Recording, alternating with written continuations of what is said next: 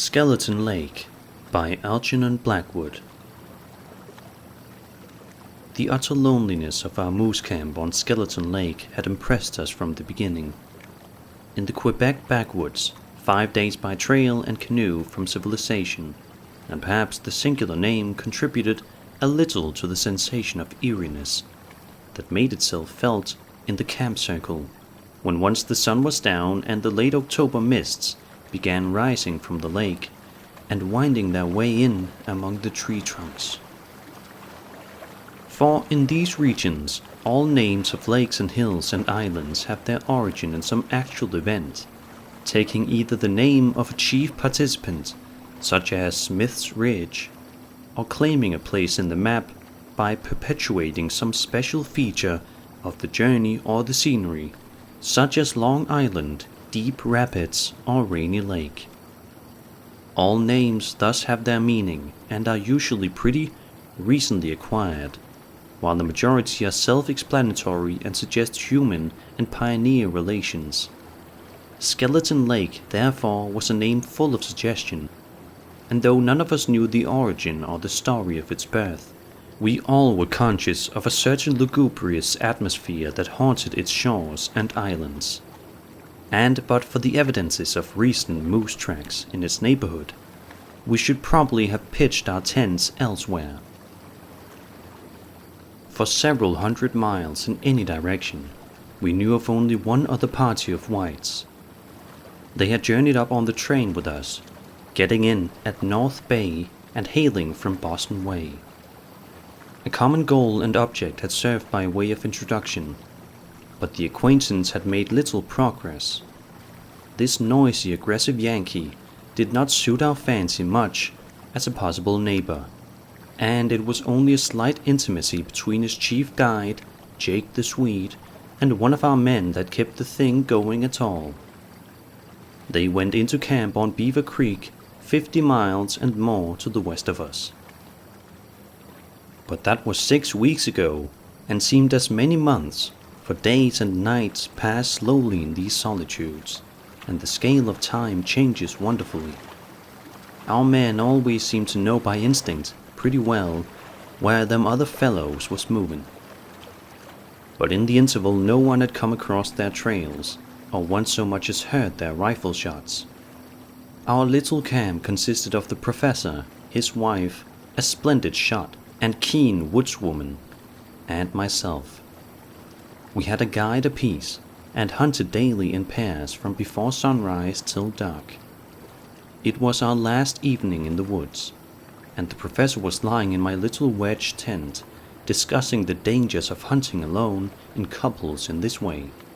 The flap of the tent hung back and let in fragrant odors of cooking over an open wood fire. Everywhere there were bustle and preparation, and one canoe already lay packed with moose horns, her nose pointing southwards. If an accident happened to one of them, he was saying, the survivor's story when he returned to camp would be entirely unsupported evidence, wouldn't it?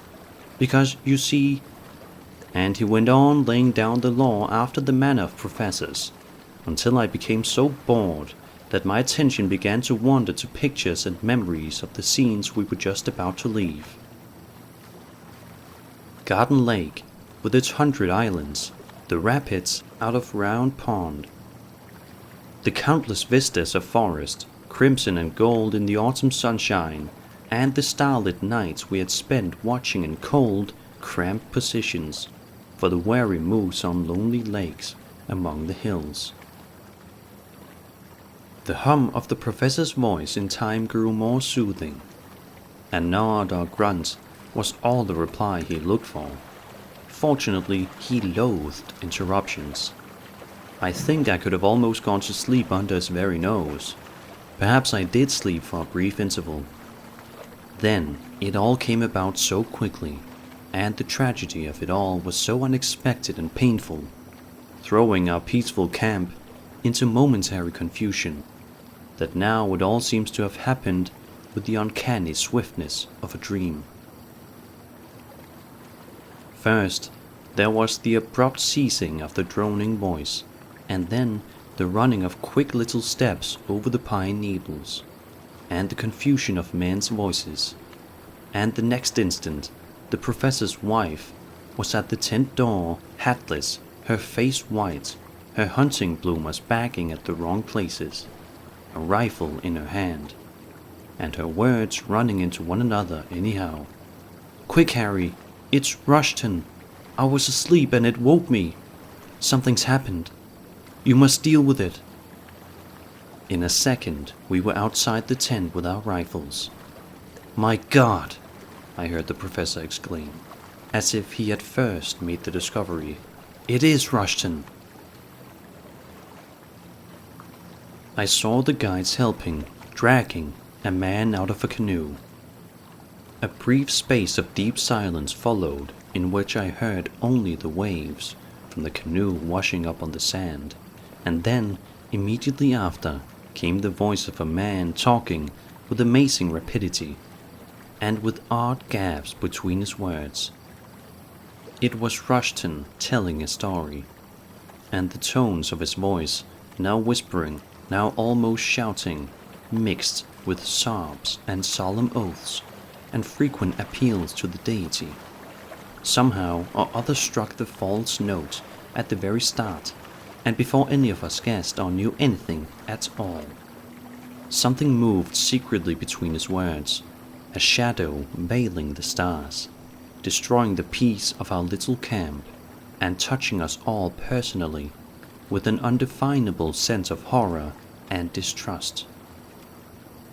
I can see that group to this day, with all the detail of a good photograph, standing halfway between the firelight and the darkness, a slight mist rising from the lake, the frosty stars and our men, in silence that was all sympathy, dragging Rushton across the rocks towards the campfire. Their moccasins crunched on the sand and slipped several times on the stones beneath the weight of the limp, exhausted body, and I could still see every inch of the pared cedar branch he had used for a paddle on that lonely and dreadful journey. But what struck me most, as it struck us all, was the limp exhaustion of his body compared to the strength of his utterance and the tearing rush of his words. A vigorous driving power was there at work, forcing out the tale, red hot and throbbing, full of discrepancies and the strangest contradictions. And the nature of this driving power I first began to appreciate when they had lifted him into the circle of firelight, and I saw his face, grey under the tan, terror in the eyes, tears too, hair and beard awry, and listened to the wild stream of words pouring forth without ceasing. I think we all understood then, but it was only after many years that anyone dared to confess what he thought. There was Matt Morris, my guide, Silver Fizz, whose real name was unknown, and who bore the title of his favorite drink, and huge Hank Milligan, all ears and kind intention, and there was Rushton, pouring out his ready-made tale with ever-shifting eyes, turning from face to face, seeking confirmation of details none had witnessed but himself and one other. Silver Fizz was the first to recover from the shock of the thing, and to realize, with the natural sense of chivalry common to most genuine backwoodsmen, that the man was at a terrible disadvantage. At any rate, he was the first to start putting the matter to rights. "Never mind telling it just now," he said in a gruff voice, but with real gentleness. "Get a bite to eat first, and then let her go afterwards. Better have a horn of whiskey too. It ain't all packed yet, I guess." "Couldn't eat or drink a thing," cried the other. "Good Lord, don't you see, man? I want to talk to someone first. I want to get it out of me to someone who can answer. Answer! I've had nothing but trees to talk with for 3 days, and I can't carry it alone any longer. Those cursed silent trees. I've told it him 1,000 times. Now, just see here, it was this way. When we started out from camp, he looked fearfully about him, and we realized it was useless to stop him. The story was bound to come, and come it did. Now, the story itself was nothing out of the way. Such tales are told by the dozen around any campfire where men who have knocked about in the woods are in the circle. It was the way he told it that made our flesh creep. He was near the truth all along, but he was skimming it, and the skimming took off the cream that might have saved his soul. Of course, he smothered it in words, odd words too, melodramatic, poetic, out-of-the-way words that lie just on the edge of frenzy. Of course, too, he kept asking us each in turn, scanning our faces with those restless, frightened eyes of his. What would you have done? What else could I do? And was that my fault? But that was nothing, for he was no milk and water fellow who dealt in hints and suggestions. He told his story boldly, forcing his conclusions upon us, as if we had been so many wax cylinders of a phonograph that would repeat accurately what had been told us. And these questions I have mentioned he used to emphasize any special point that he seemed to think required such emphasis. The fact was, however, the picture of what had actually happened was so vivid still in his own mind that it reached ours by a process of telepathy which he could not control or prevent. All through these true-false words, this picture stood forth in fearful detail against the shadows behind him. He could not veil, much less obliterate it. We knew, and I always thought he knew that we knew. The story itself, as I have said, was sufficiently ordinary. Jake and himself, in a 9-foot canoe, had upset in the middle of a lake, and had held hands across the upturned craft for several hours, eventually cutting holes in her ribs to stick their arms through and grasp hands, lest the numbness of the cold water should overcome them. They were miles from shore, and the wind was drifting them down upon a little island. But when they got within a few hundred yards of the island, they realized to their horror that they would after all drift past it.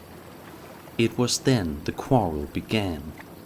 Jake was for leaving the canoe and swimming.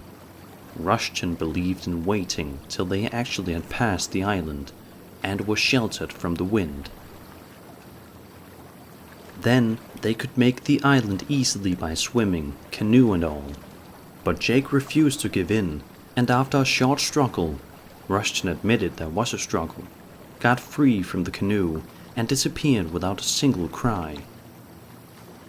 Rushton held on and proved the correctness of his theory, and finally made the island, canoe and all, after being in the water over 5 hours.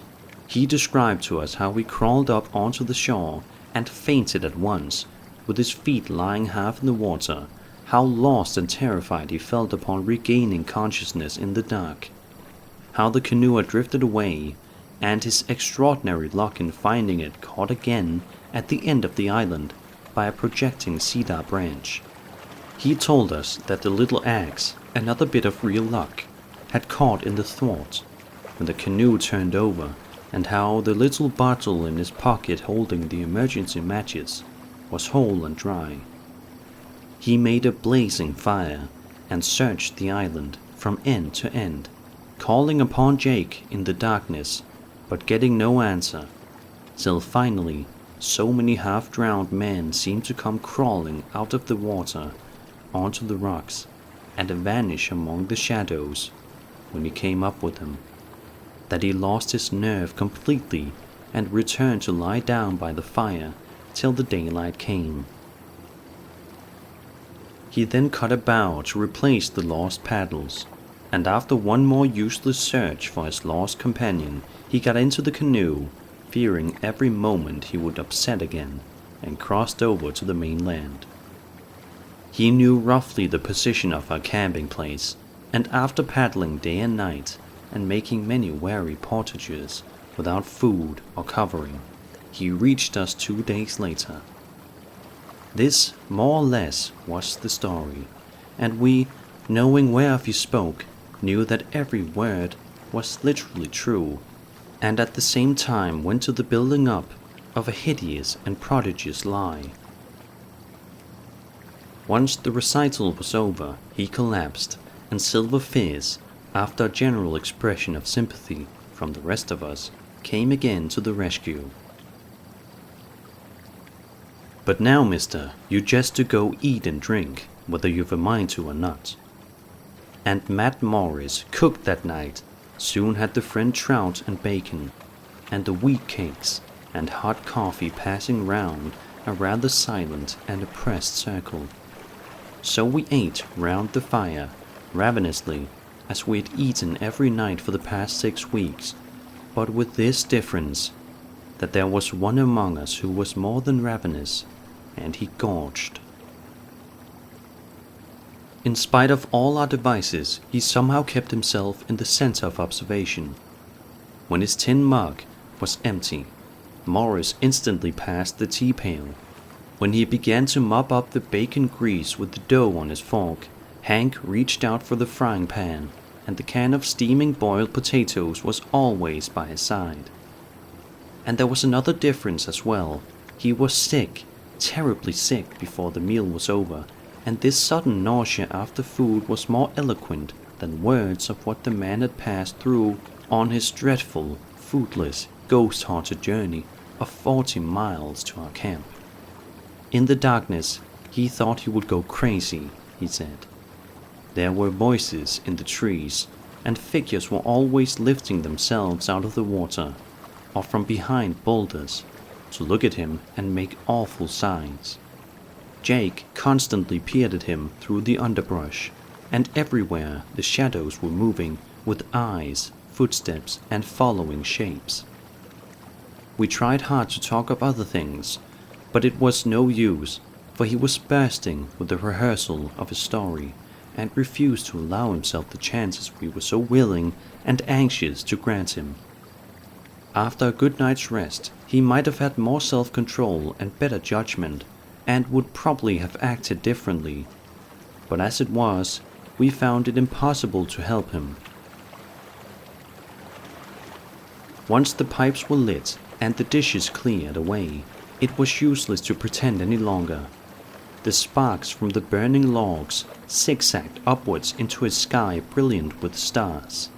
It was all wonderfully still and peaceful, and the forest odors floated to us on the sharp autumn air. The cedar fire smelled sweet, and we could just hear the gentle wash of tiny waves along the shore. All was calm, beautiful, and remote from the world of men and passion. It was, indeed, a night to touch the soul, and yet I think none of us heeded these things. A bull moose might almost have thrust his great head over our shoulders and have escaped unnoticed. The death of Jake the Swede, with its sinister setting, was the real presence that held the center of the stage and compelled attention. "You won't perhaps care to come along, mister," said Morris, by way of beginning. "But I guess I'll go with one of the boys here and have a hunt for it." "Sure," said Hank. "Jake and I done some biggish trips together in the old days, and I'll do that much for him. It's deep water, they tell me, round them islands," added Silver Fizz. "But we'll find it, sure, Pop, if it's there." They all spoke of the body as it. There was a minute or two of heavy silence, and then Rushton again burst out with the story in almost the identical words he had used before. It was almost as if he had learned it by heart. He wholly failed to appreciate the efforts of the others to let him off. Silver Fish rushed in, hoping to stop him, Morris and Hank closely following his lead. "I once knew another traveling partner of his," he began quickly. "Used to live down Moose Jaw Rapids way." "Is that so?" said Hank. "Kinda useful sort of fella," chimed in Morris. "All the idea the man had was to stop the tongue wagging before the discrepancies became so glaring that we should be forced to take notice of them and ask questions. But just as well try to stop an angry bull moose on the run or prevent Beaver Creek freezing in midwinter by throwing in pebbles near the shore. Out it came. And though the discrepancy this time was insignificant, it somehow brought us all in a second face to face with the inevitable and dreaded climax. And so I tramped all over that little bit of an island, hoping he might somehow have gotten in without my knowing, and always thinking I heard that awful last cry of his in the darkness. And then the night dropped down impenetrably, like a damn thick blanket out of the sky, and all eyes fell away from his face.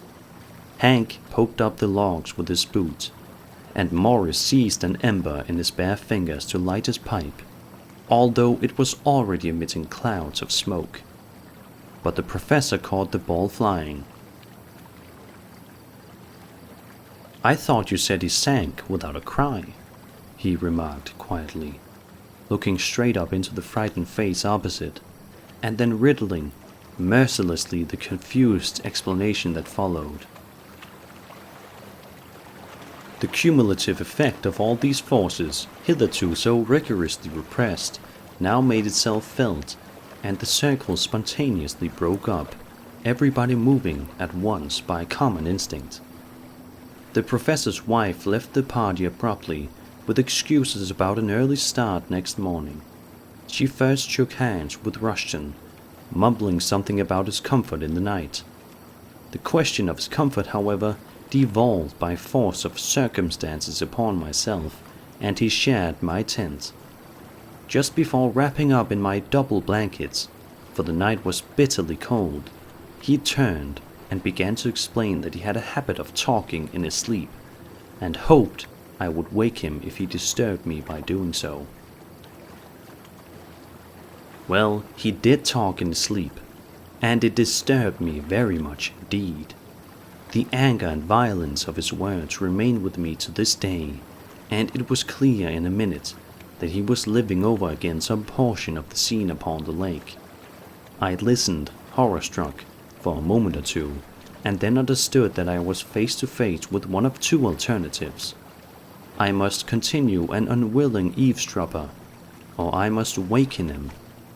The former was impossible for me, yet I shrank from the latter with the greatest repugnance, and in my dilemma I saw the only way out of the difficulty and at once accepted it.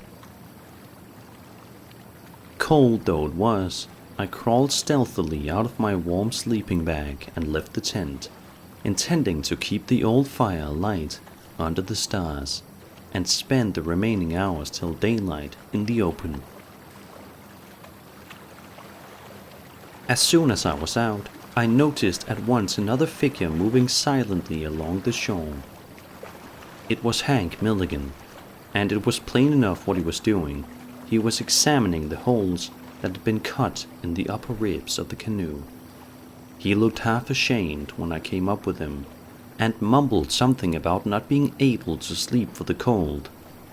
But there, standing together beside the overturned canoe, we both saw that the holes were far too small for a man's hand and arm, and could not possibly have been cut by two men hanging on for their lives in deep water. Those holes had been made afterwards.